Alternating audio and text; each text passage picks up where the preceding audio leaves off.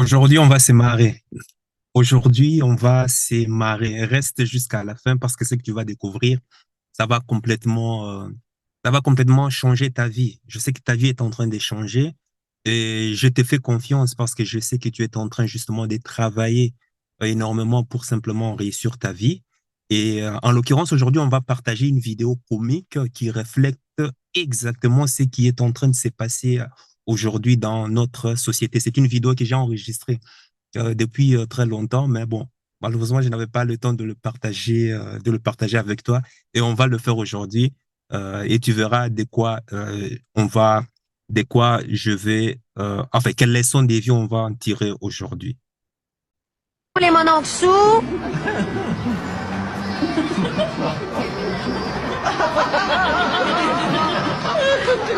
Parfait. Maintenant, tous ceux qui ont été invités poliment, mais qu'on pensait pas qu'elle allait venir.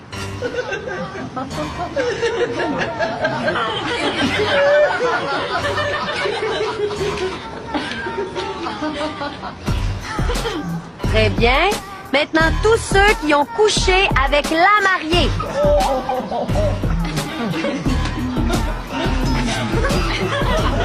OK, on se colle, on se colle. C'est ça, monsieur le curé. Placez-vous en arrière. C'est ça. Mais je pense bien que pour celle-là, on va avoir besoin de la minuterie. Même le curé, même le petit, même la femme aussi a couché avec Super. la photographe aussi a couché avec Maintenant, la femme. toutes celles qui ont couché avec le marié. Oh my God. Oh, l'homme n'a même pas consommé le mariage. OK. Maintenant, tous ceux qui pensent que ce mariage-là va durer. Ça, c'est trop fort. Ça, c'est trop fort, ça. Exactement, oui. Tous les mots en Oui. dessous. Ça a l'air marrant, ben justement, cette comédie, justement, elle reflète bien, justement, notre société et cette société de consumérisme sexuel féminine. Parce qu'avec la libération sexuelle de la femme, ben, si seulement tu avais connaissance du nombre d'hommes avec qui une femme occidentale, une femme en Occident couche avec des hommes à l'abri du regard, car je suis sûr que tu tomberas du haut de 100 étages, quoi. Parce que la même femme va te dire qu'elle est célibataire, mais la notion du célibat chez un homme et chez une femme est totalement différente. Quand un homme est célibataire, c'est-à-dire qu'il n'a pas de relation de couple, c'est-à-dire qu'il n'a pas simplement couché avec une fille.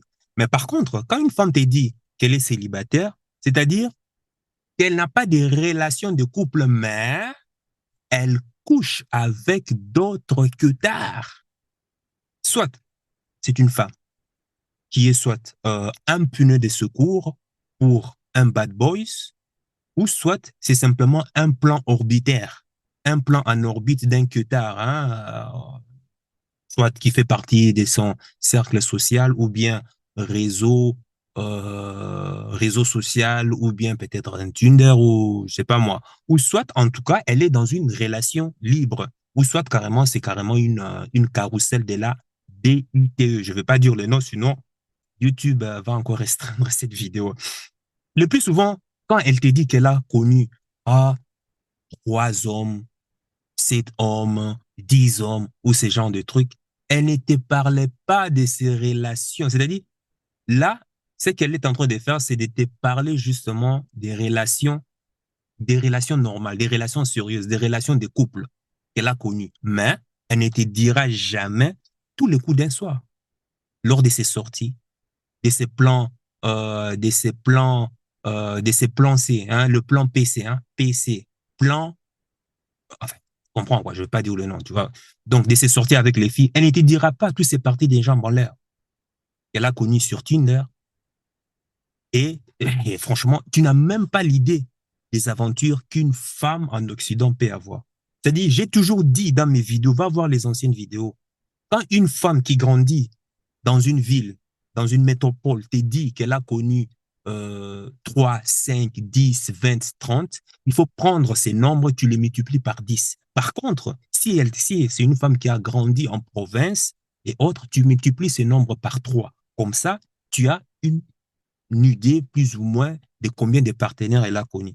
Un homme normal a un body count plus léger. Seul peut-être peut avoir peut-être un beau gosse ou bien les bad boys ou bien les pervers narcissiques qui explosent peut-être leur compteur.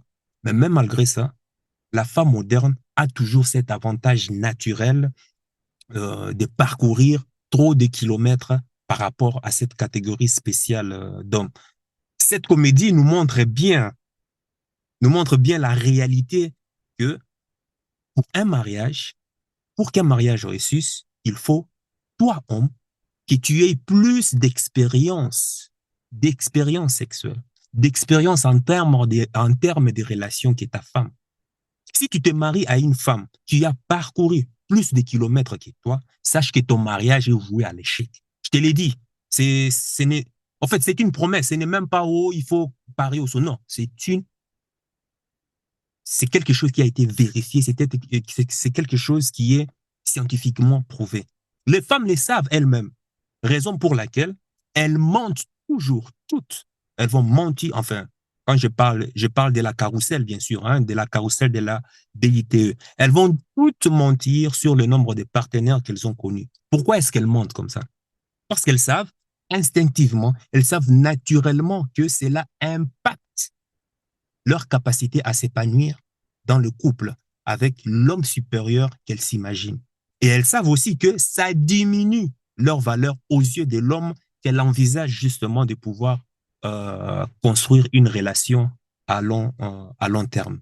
Pourtant, c'est cette même femme qui va te balancer, ah, je suis une femme moderne, je suis libre de faire tout ce que je veux avec de mon corps, my choice. Hein. Elle va te dire que toi, homme, tu dois accepter ce qu'elle est, que le passé n'a pas d'importance. Un vrai homme doit assumer. Hein. Un vrai homme un vrai homme n'a pas peur d'assumer une femme qui a d'expérience. Hein. Hein. Elle va te faire ça. Hein. Ah, elle va te faire ça. Hein, tu vois? Oui, certes.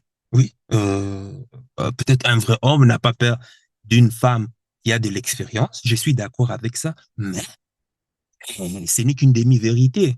C'est qu'il faut compléter la phrase. Il faut dire que les hommes, il faut bien préciser, les hommes qui ont le choix, hein, les hommes qui ont le choix, en tout cas, qu'est-ce qu'ils font?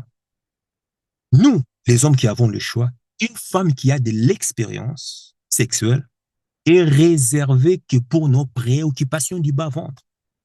Alors qu'une femme qui n'a pas du tout d'expérience, qui n'a pas du tout de body count élevé, est réservée dans la catégorie de femmes épouses. C'est comme ça, nous, hommes qui avons le choix, nous fonctionnons.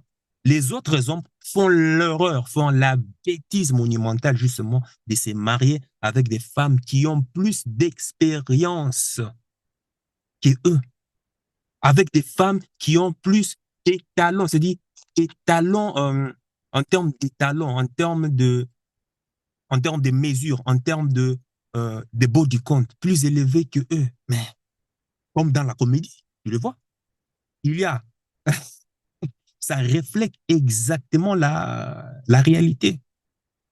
Et il y a des tas d'hommes, malheureusement, qui font cette erreur. Et on sait tous bien comment est-ce que ça finit. Ça finit en divorce. Un mariage qui n'a pas une chance de réussir, comme l'a dit dans la comédie. Et ça reflète exactement. C'est pour ça, justement, je veux partager avec toi des stats que j'avais déjà partagées maintes fois dans mes vidéos. Va voir dans les anciennes vidéos, dans la rubrique relations hommes et femmes, un truc comme ça. Mais je vais encore te partager et on va voir bien pourquoi est-ce que les statistiques ne montent pas. Voilà, c'est ces graphiques-ci que je voulais partager avec toi. Eh bien, qu'est-ce qu'on voit dans ces graphiques? Ah ben, c'est le graphique de Institute Family Studies. Donc, je me trouve, bon, moi, je trouve, honnêtement, je trouve, je trouve ces graphiques un peu trop optimistes par rapport à la réalité. Moi, je pense qu'il y a quand même plus pire que ça.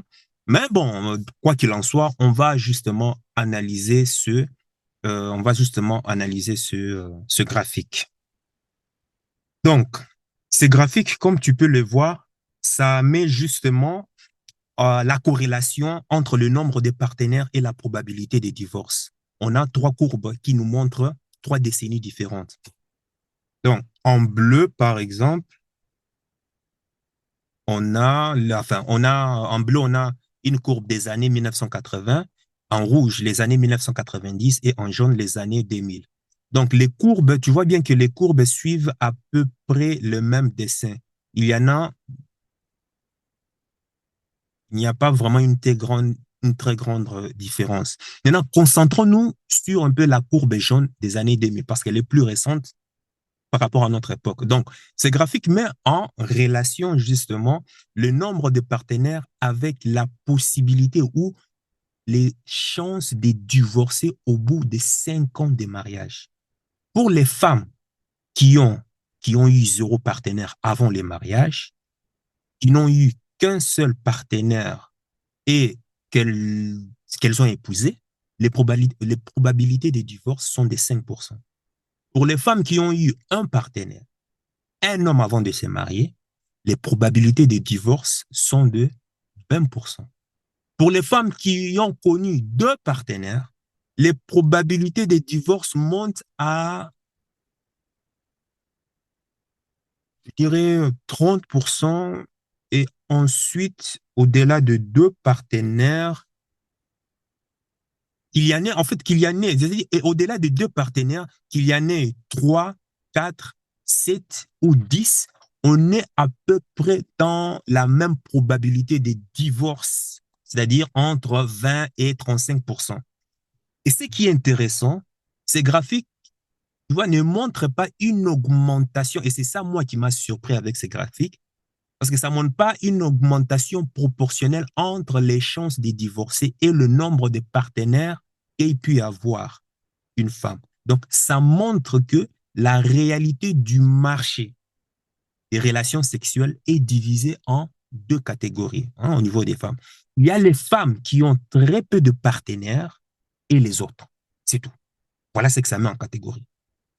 C'est-à-dire que à partir du moment où la femme a eu plus de partenaires avant de se marier, ses chances de divorcer sont les mêmes qu'elle en ait eu 2, 3, 10, 75, 100 partenaires sexuels. Ça ne change rien. C'est-à-dire quoi? Il y a les femmes qui sacralisent le mariage. Soit c'est une femme traditionnelle ou une religieuse, et dans une société, dans notre société d'aujourd'hui, hein, trouver une femme pareille, tu sais bien que c'est quasi impossible. En tout cas, s'il y en a, c'est que vraiment, c'est une femme en or. Pourquoi est-ce que je l'ai dit? Imagine l'effort considérable que doit faire une femme en Occident pour se préserver. Rester avec la pression, vivre avec la pression de l'environnement, rester vierge avec la pression de ses amis, les sorties, les boîtes de nuit, Tinder, les sites de rencontres, les réseaux sociaux et toute la stimulation autour d'elle qui la force à suivre la tendance de la dégénérescence. Ben, si cette femme, justement, se préserve pour se concentrer sur un seul homme, ben, cela veut dire qu'elle est d'une force hors du commun pour résister vraiment à cette pression. Et surtout, résister aux moqueries de ses amis au lycée, résister au gangbang que 90% des filles font à l'UNIF avec des hommes. Les premières déjà à se moquer d'elle, ce sont ses propres copines. Ah tiens, pourquoi t'as pas essayé ça? Ah, tu devrais essayer, ma chérie, hein? Tu sais pas ce que tu es en train de roter comme sensation. My God. Mais comment est-ce que tu n'as pas tenté ça, chérie? Donc, quelque part, pour résister à cette pression, ben, connaissant la biologie de la femme, et pire encore en Occident, Il faut une conception divine, une conception sacrée, une conception traditionnelle des rapports hommes et femmes. Et ces genres de femmes sont des femmes en or. Moi, je les considère vraiment comme des femmes en or.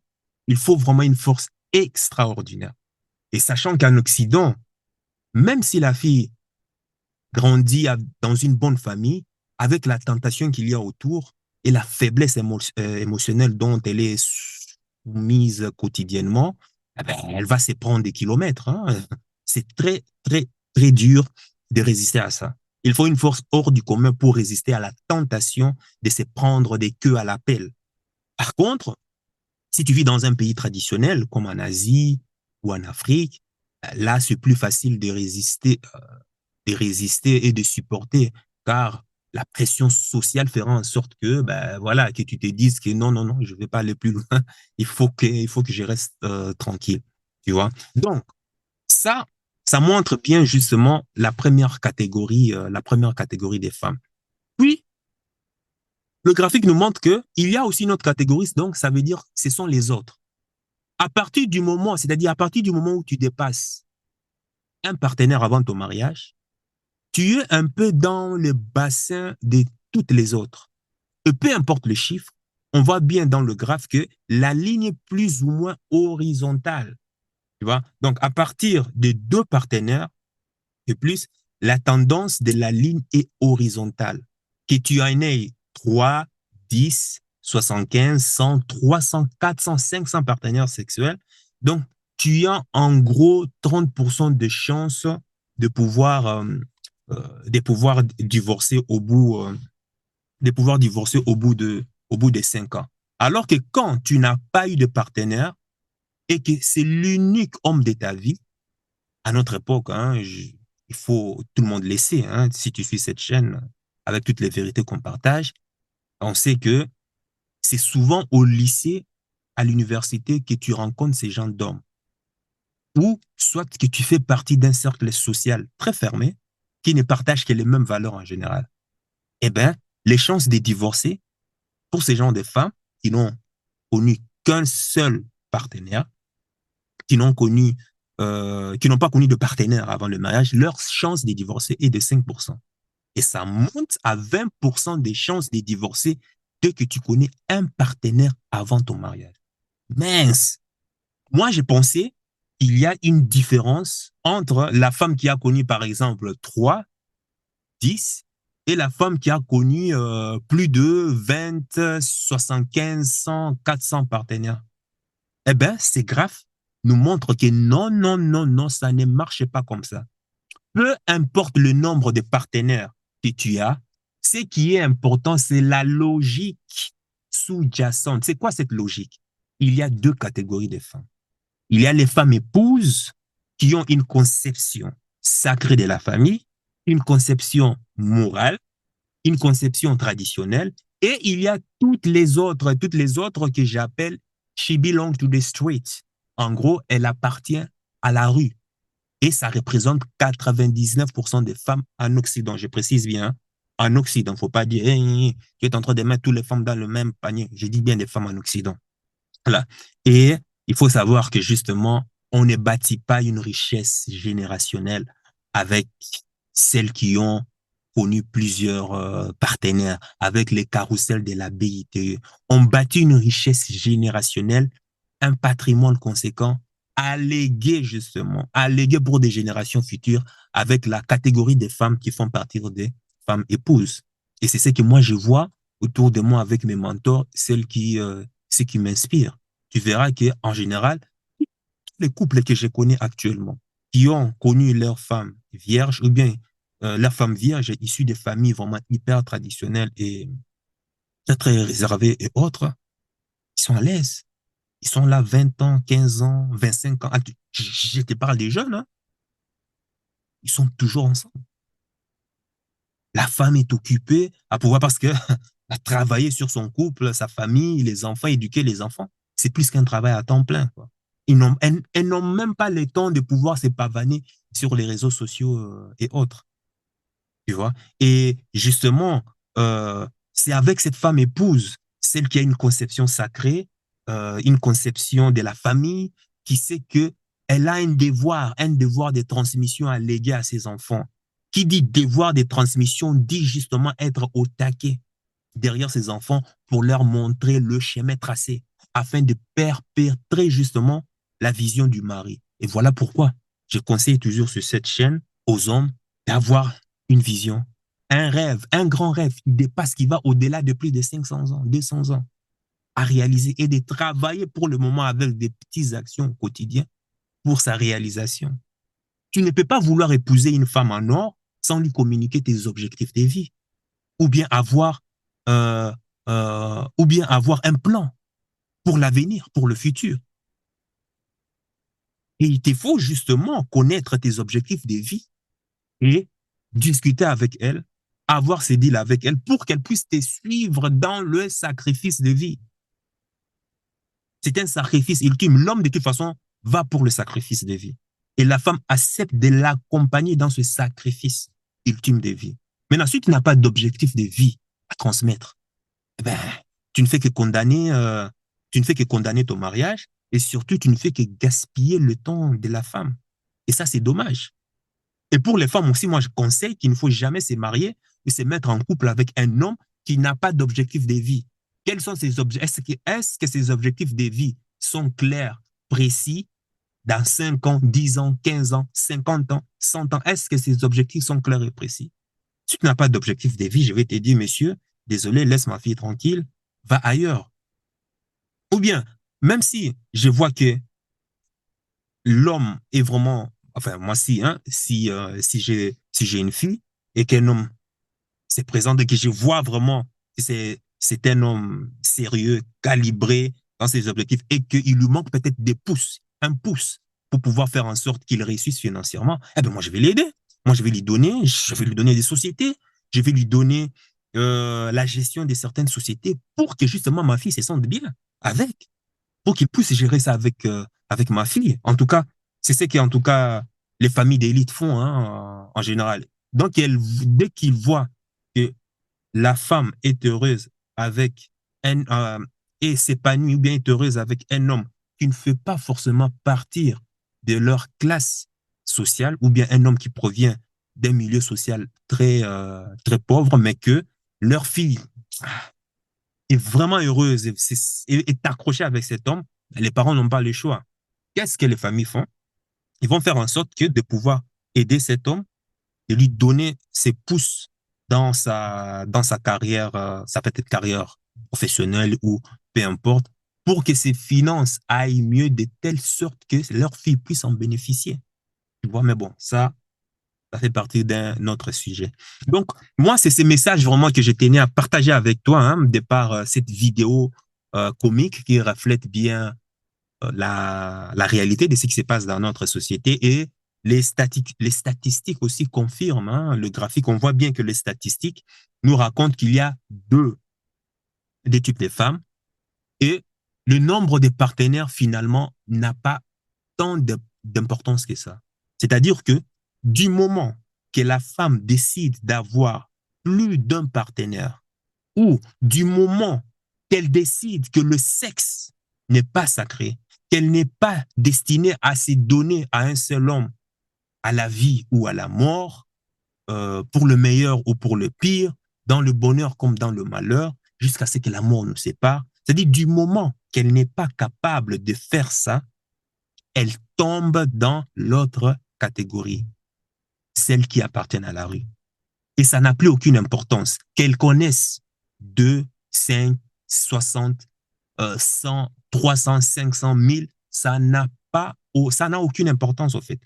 Il y a celles qui considèrent que le sexe, que le rapport à l'homme, la procréation est du ressort du divin, qui transcende la vie terrestre, hein, et c'est divin, ça peut être tout, hein. Attention, je ne parle pas ici forcément d'une religieuse constipée et autres, Allah, Jésus, Jésus-Christ et autres. Non, non, non, non, non, non. Il y a des gens qui ne sont pas croyants, mais qui ont une conscience du divin et qui n'a rien à voir avec les trois religions monothéistes. Donc, ici, il y a ces types de femmes. Et il y a aussi les autres femmes qui appartiennent à la rue, hein, c'est-à-dire qui sont un peu dans le charnel, dans le terrestre, dans la vie matérialiste, les femmes qui ne pensent euh, qui ne pensent, enfin, qui, il n'y a rien au-dessus de nous, quoi, en fait. Donc, tout ce qu'on a à faire, en fait, tout ce qu'on fait n'a pas de sens, quoi. On va vers rien. Il y a des femmes qui pensent comme ça. Il suffit simplement de faire la fête, de profiter du maximum qu'on peut, hein, de la vie avant de mourir, de s'amuser, de profiter de notre jeunesse, d'aller faire des boum boum tam tam, hein, d'aller parcourir des kilomètres. Bref, il y a des femmes comme ça. Et encore une fois, ici, il ne s'agit pas pour moi, il ne s'agit pas de faire un jugement de valeur ou quoi que ce soit. Je ne fais qu'analyser ce qui est en train d'être vécu dans notre société. Moi-même qui suis en train de te parler, il fut un moment de ma vie où je me suis amusé complètement avec cette catégorie des femmes qui appartiennent à la rue. Et d'ailleurs même, c'est grâce à elles que j'ai appris dans la douleur, la psychologie féminine. Et je ne fais que montrer ici comment est-ce que ces deux catégories de femmes ont une vision complètement différente de la sexualité, de la vie de couple. Et tu l'as bien vu à la fin de cette vidéo comique, la photographe a demandé qui pense que que ce mariage a une chance de succès ou bien de réussite. Il n'y avait plus personne, même la vieille même a quitté. Même, même, même la vieille, même la vieille même a quitté. Il ne restait que le pauvre homme qui est là, comme ça, le pauvre. Mais c'est bien ça. Ceci te montre que toi, homme, tu as intérêt de parcourir plusieurs kilomètres, d'avoir, d'avoir un body count élevé. D'ailleurs, c'est les femmes qui le disent. Pourquoi est-ce qu'elles disent, quand tu leur demandes quel genre d'homme que tu veux, elles ne vont jamais te dire, je veux un homme vierge. Elles disent toujours que je veux un homme expérimenté. C'est elles qui le disent. Mais par contre, c'est la même femme qui va encore t'interdire d'aller voir ailleurs. Regarde-moi ça. Tu vois le paradoxe? Voilà pourquoi je t'ai dit, il ne faut jamais suivre, écouter ce qu'une femme est en train de dire, voir plutôt ce qu'elle est en train de faire. Cette même femme qui va te dire, qu'elle préfère un homme doux, un homme calme, un homme respectueux, mais en face d'un bad boy, en face d'un cutard, tu verras qu'elle va plus s'adonner, elle va plus précipiter les relations sexuelles dans le but justement de réserver, dans le but de faire en sorte que cet homme, ce cutard, qui a encore d'autres femmes, puisse pouvoir la considérer. Où est la logique? C'est ça le paradoxe que beaucoup d'hommes, malheureusement, tombent dans le panneau, justement. Donc, il ne faut jamais écouter ce qu'une femme dit, mais regarde plutôt ce qu'elle est en train de faire. Il faut analyser ses actes. Et ces actes qui vont te dire qui elle est réellement, quoi. Tu vois. Et la, et il faut pas se cacher, hein. Certes, je l'ai dit, hein, c'est comique, mais les expériences que les femmes ont, si les hommes savaient, je t'ai dit, parce que moi, j'ai vécu ces genres d'expériences. Si les hommes normaux savaient, j'ai dit, même l'idée même de te marier, l'idée même de te marier sera même un cauchemar pour toi, de telle sorte que tu dois prendre, c'est-à-dire, tu dois prendre les mesures nécessaires. Une femme avec qui tu dois te marier, tu dois prendre toutes les mesures nécessaires pour connaître son historique. Que tu ne connais pas son CV, tant que tu ne connais pas son historique, oublie. Oublie. Je l'ai dit, c'est du vécu. J'ai appris dans la douleur. Pour moi, j'ai appris dans la douleur. Et je connais des gens qui, qui ont tout perdu. Et heureusement qu'ils sont en train de reconstruire petit à petit. Crois-moi. Donc, c'est ça que je tenais à partager avec toi. Et puis toi, dis-moi aussi, hein, par rapport à des expériences, par rapport à ce que tu sais, ah ben, justement, tu penses que ben, cette vidéo ne reflète pas la réalité de la société ou bien tu penses que c'est le cas. Si c'est le cas, pourquoi? Si ce n'est pas le cas, pourquoi? Dis-le-moi dans les commentaires. Il ne s'agit pas simplement de dire non, c'est faux. Non, ne mets pas tout le monde dans le même panier. Oui, mais pourquoi? Allez, sur ce, Sache que ton cœur sait déjà ce que ton cerveau essaie de comprendre. Sur la voie de ton cœur, il connaît déjà le chemin. Ciao, ciao.